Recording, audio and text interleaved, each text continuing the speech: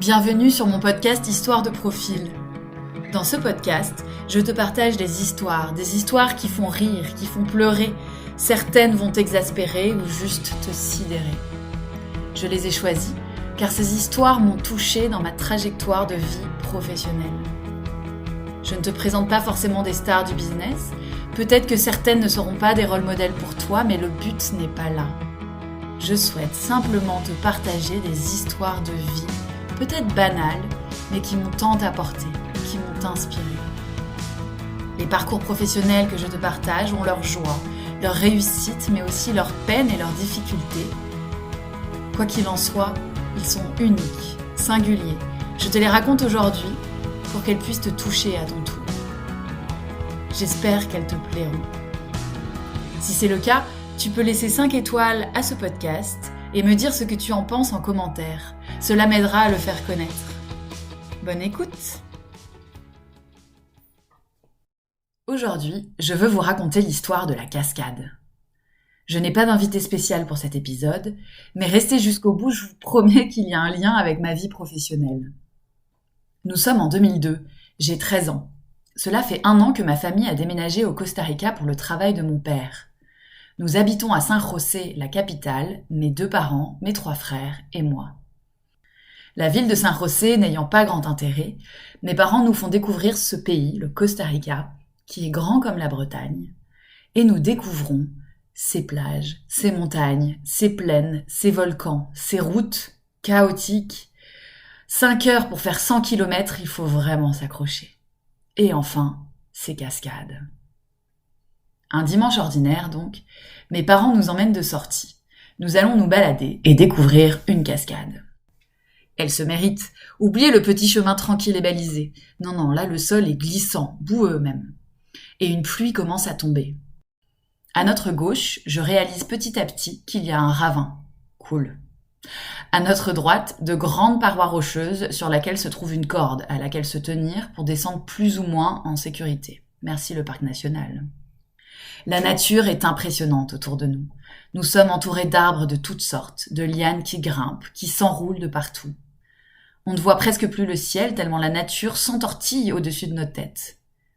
Il y a des racines immenses sur le sol. Certaines plantes ont des feuilles d'un vert profond, vif, aussi grandes que mon petit frère de 6 ans.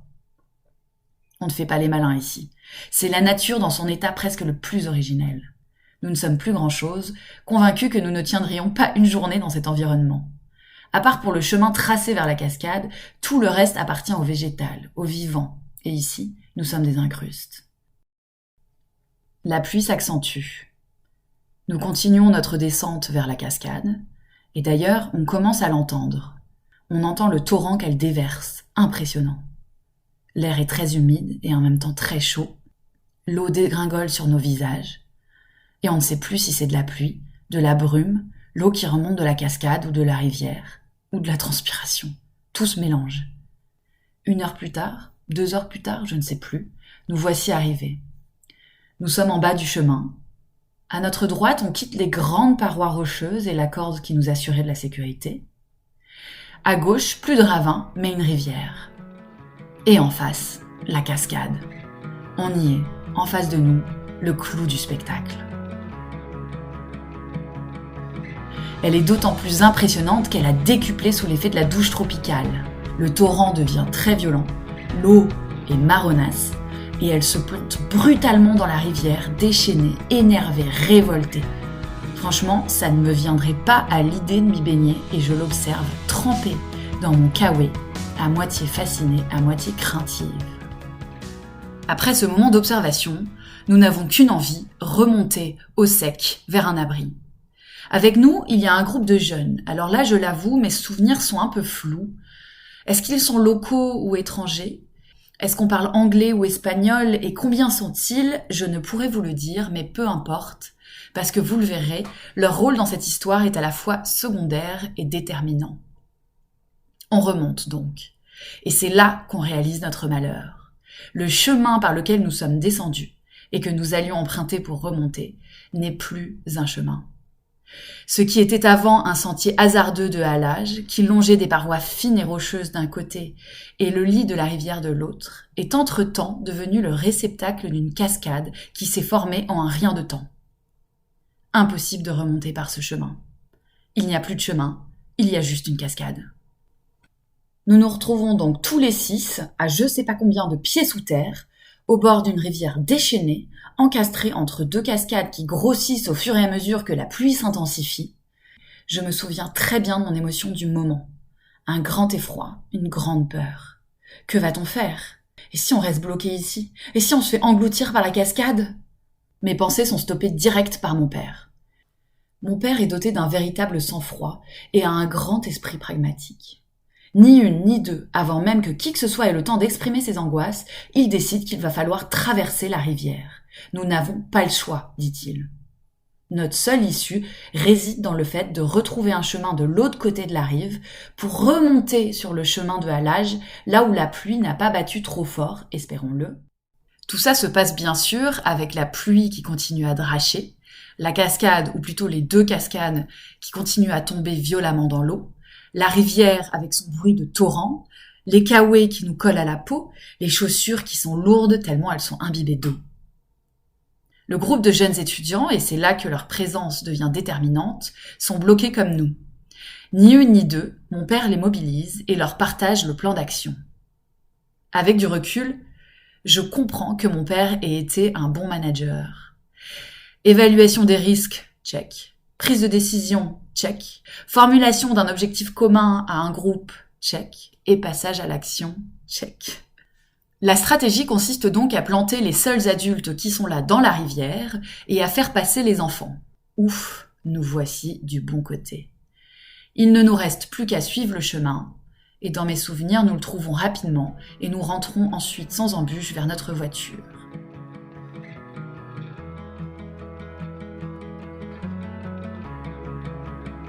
Cet épisode de mon adolescence, je l'avais oublié. Je n'en parlais pas, je n'en avais même pas souvenir. Maintenant, je fais un grand bond dans le temps et je vous emmène à l'été 2021. À cette époque, j'étais encore salariée en tant que responsable marketing digital dans l'agro. Cela faisait 2 ans que j'avais un projet de reconversion, mais que rien ne se passait. Le projet était écrit, les premières actions étaient posées, mais impossible d'aller plus loin. Je voulais me former au coaching, je voulais lancer ce podcast, mais tout me semblait impossible car j'avais peur et je me sentais bloquée. Je cherchais donc une issue de secours et je postulais à un job en tant que manager coach en pensant que ce serait plus safe et plus raisonnable. Sauf que ce processus, il a duré 6 mois et il était épuisant. J'ai passé 7 entretiens, j'ai rencontré les actionnaires, j'ai présenté 3 études de cas. Tout ça pour ne recevoir aucune nouvelle à la fin du processus. Et pour entendre, de la part du cabinet de recrutement, un « Je pensais que vous aviez compris, on a choisi quelqu'un d'autre ». Ça a été une vraie claque. À ce moment-là, j'ai décidé que c'en était fini du monde de l'entreprise. Et c'est aussi à ce moment-là que Olivier, un ami de mon père, que vous découvrirez bientôt par ici, me proposait d'assister à son stage « Trouver un nouveau souffle dans sa vie professionnelle ». Ce stage, il a duré 3 jours, j'étais avec 3 autres participants, et il était très émouvant, renversant même. Lors de cet atelier Nouveau souffle professionnel, Olivier m'a demandé à un moment de raconter une histoire qui parle de moi aux autres. Je revois la scène. Nous étions dans un coin de la pièce, assis en cercle en tailleur. Les autres m'écoutaient en silence, me regardaient avec la bienveillance d'un frère, d'une sœur. C'est cet épisode de la cascade qui est ressorti, alors que je n'avais absolument pas prévu. Je me suis lancée, assez incertaine au début, et de plus en plus happée parce que j'étais en train de revivre au fur et à mesure que je le racontais. Les mots sortaient comme le flot de la cascade. Lors de ce séminaire de 3 jours, Olivier nous a fait travailler plein d'autres exercices. Mais à chaque fois, c'était l'histoire de cette cascade qui se transformait en rivière, qui revenait. Je n'ai pas compris tout de suite ce que ça voulait dire. Aujourd'hui, avec du recul, je comprends que je revivais ce passage d'une rive à l'autre. Ma transition professionnelle ressemblait à cette histoire de la cascade. J'avais emprunté le chemin de la transition plutôt gaiement, sans trop savoir vers quoi je descendais. Je me posais des questions, j'explorais, je me faisais coacher.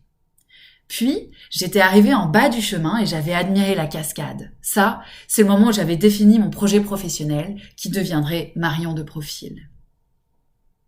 Et à ce moment-là, je sentais qu'il était impossible de remonter ce chemin de la transition. Il était impossible de faire un retour en arrière. J'étais obligée d'avancer et d'enjamber le torrent.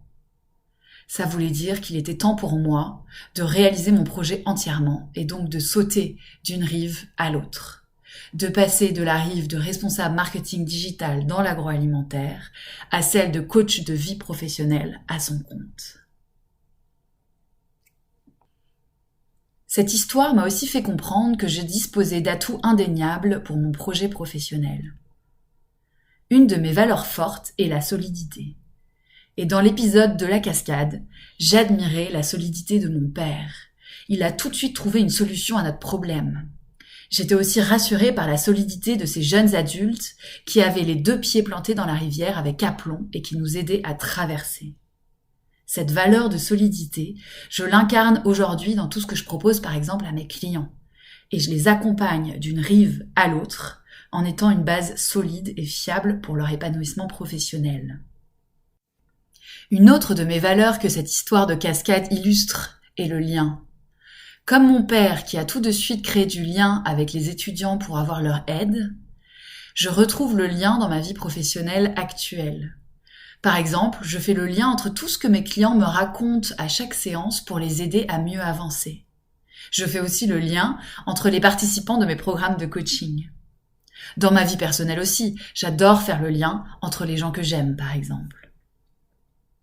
Voilà, cette histoire de cascade, elle illustre ce que je vivais à l'époque de ma transition professionnelle et elle illustre aussi les valeurs que j'incarne dans ma vie professionnelle actuelle. Merci d'avoir écouté cet épisode jusqu'au bout. J'espère qu'il t'aura plu.